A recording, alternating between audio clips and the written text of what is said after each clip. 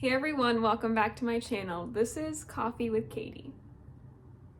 I'm gonna do a little bit of pre-filming today, so if you see this outfit and makeup in future videos, I apologize. So today's video is going to be my January reading wrap-up. So the first book that I finished in January, I read it in like December, but then finished like literally the last like 30 minutes of the audiobook on January 1st. was As Good as Dead by Holly Jackson. So I loved A Good Girl's Guide to Murder and I liked Good Girl, Bad Blood. This one, I'm conflicted. So I gave it 2.5 stars. Like I said, I liked the first two books in this series, but this one was different. I liked the first half of this book, and the first half of this book kind of checked out for me. But about 50% of the way through the book, I was really confused on how there was half of a book left. And the last half is what killed this book for me. I did not like the direction it went, nor did I appreciate the change in the morals of the character. It just felt like a stretch, and it was really frustrating to see the main character making those decisions. I felt it really didn't wrap up well and was just trying to be dramatic for dramatic's sake. And I'm being a little harsh with it, honestly. And at the point that I wrote this review, I was right after I finished it, so I was being harsher because I was really frustrated with it and how it left off and how the story went, because I just finished it and was annoyed. And the hint of resolution you get at the end, but not actually getting it, so like it's hinted at, you can, assume this is what happened, but it doesn't like happen. It's like, this is probably gonna happen in the future, but there's no more bugs. It just felt like the last half of this book spiraled and just left me really disappointed. And I hate that because I loved this series. I loved how the audiobooks were formatted. I loved a lot of how the character was solving murders. And this just felt like such a change that it was too drastic. And the reason I like this main character is because they're kind of true to themselves and what they believe is right. And I felt like this totally went out the window for this book. It really, really frustrated me. And so I did give it 2.5 stars simply because I really liked the first half of the book, but the second half sucked for me. I'm really sad and disappointed in it, but overall I still think you should read book 1 and 2 if you can stomach the third one, or if you can just not read the third one. The second thing I read in January was a short story, and that was Bringing Down the Duke, A Wedding Story by Evie Dunmore. And this is just like a little like 1.5 in between books 1 and 2. And it's just the wedding story between the two main characters in the first one. Hopefully that doesn't spoil anything. But it was cute, just a little something. Not really a lot I can say about it. It was cute, and you got to see more of the characters that were already developed in the first book.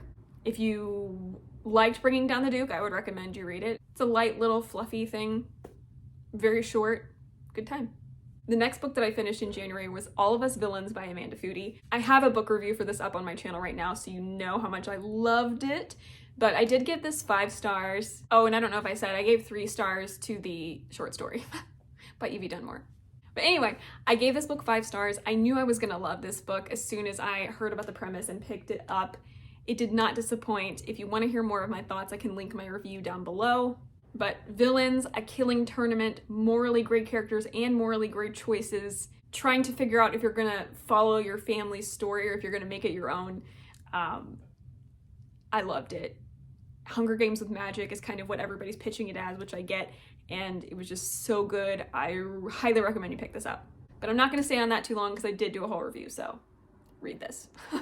The next one that I read in January that some of you guys were begging me to read, not really, but you were suggesting I read it because you thought I would like it, was The Prison Healer by Lynette Noni. Yes, I read it, I finished it, I did it.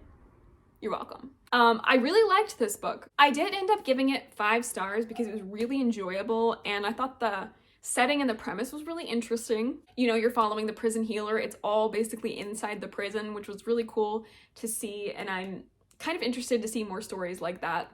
I did feel like this book took a little while to get going because you're following the main character that is the prison healer, which basically means she's like the nurse for everyone and treating everybody's wounds, sicknesses, etc.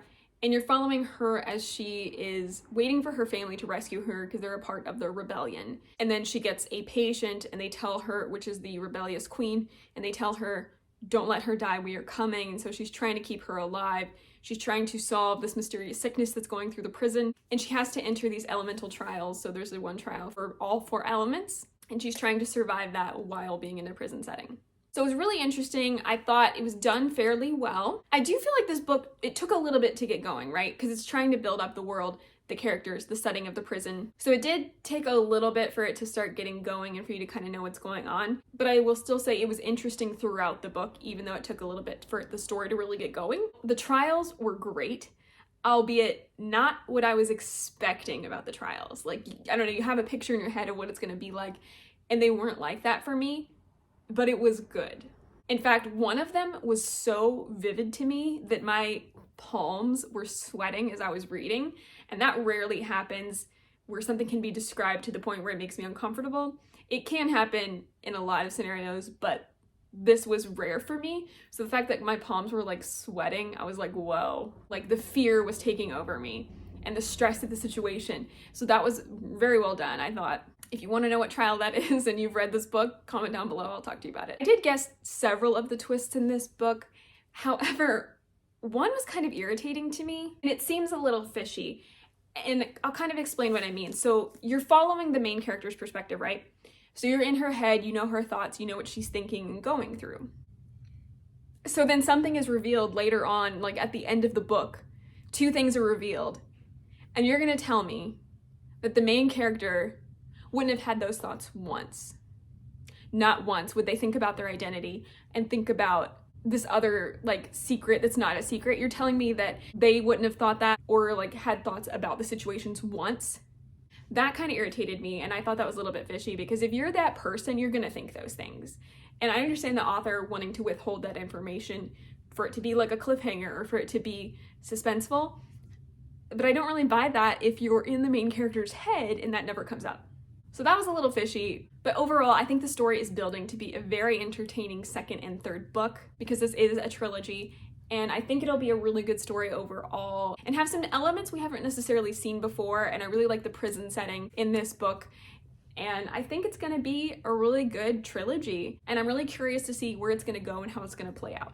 The next book I read in January was Master of Sorrows by Justin T. Call. So I rated this book 3.5 stars. I enjoyed this book, and it's good. It's good. It's a high fantasy. There's a lot of stuff going on. It's a lot of world building and mythology that's very intertwined in the story. I do feel a little lost of where the story is going and what is actually happening at the very end. This is projected to be 4 books so far. And so at the end of this book, I'm like, what is happening? Where are they going? What's the end goal? Like, I just don't know. This is pitched to be a Dark Lord origin story.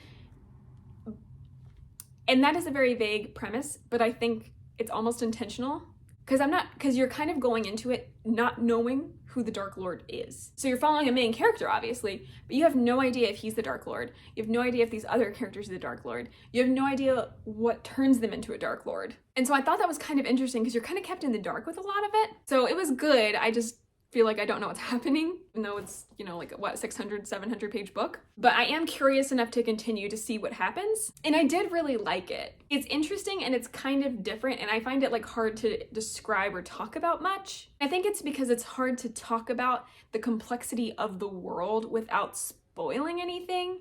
And so I'm just gonna kind of leave it at that. But I am interested to learn more in later books, and I do have book 2 on deck. I would say if you're a fan of high fantasy and you like a lot of world building and a lot of inter-character dynamics and like characters interacting with other characters, relationships and rapport, I think you will like this book.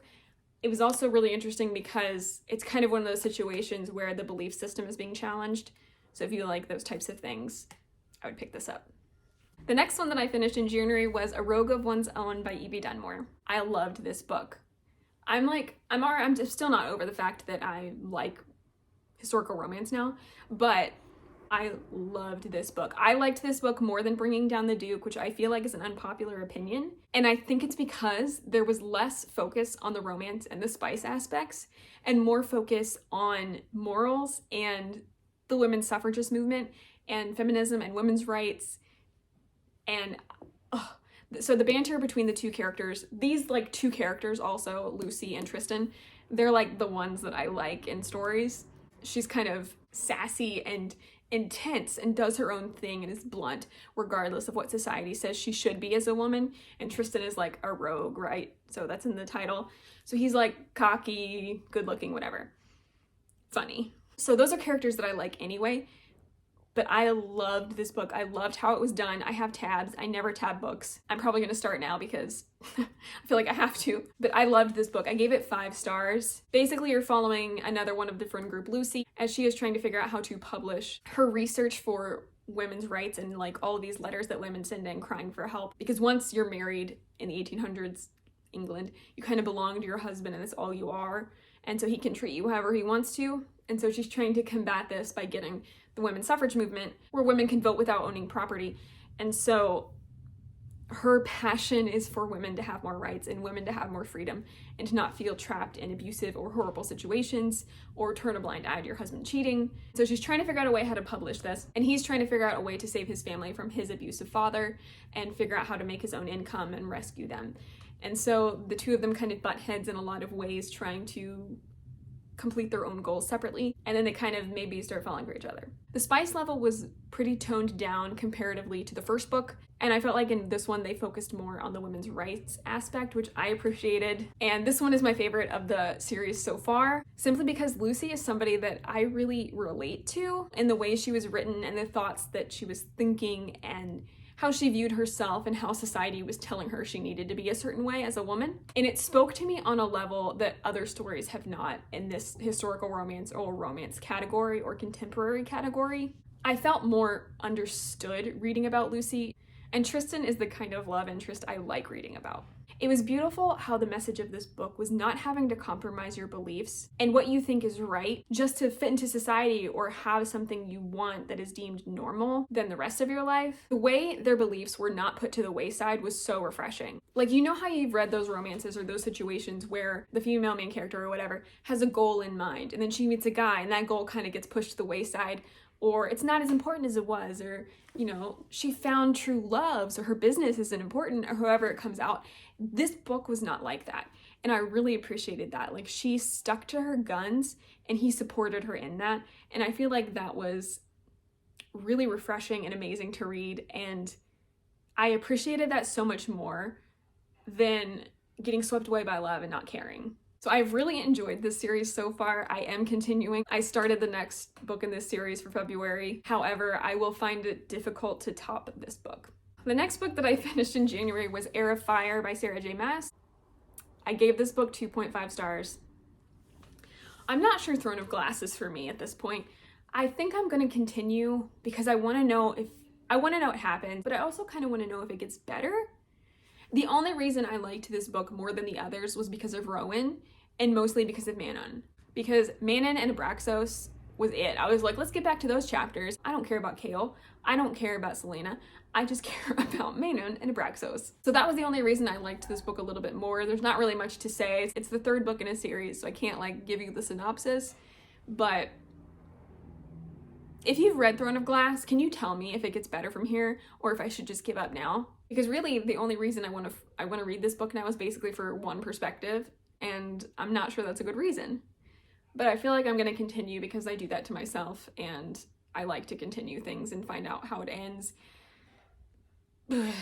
So we'll see. But yeah, I wasn't a big fan of the series so far, but I did like this one. I did like elements of this one more simply because of that I already mentioned. So maybe we'll continue, we'll see. All right, everyone. Well, that is all the books that I read in January. Please let me know what your favorite read of January was. And if you've read any of these books, I would love to know your thoughts on them. Please like this video if you liked it, subscribe if you want to, and I will see you next time. Stay safe and caffeinated. Bye.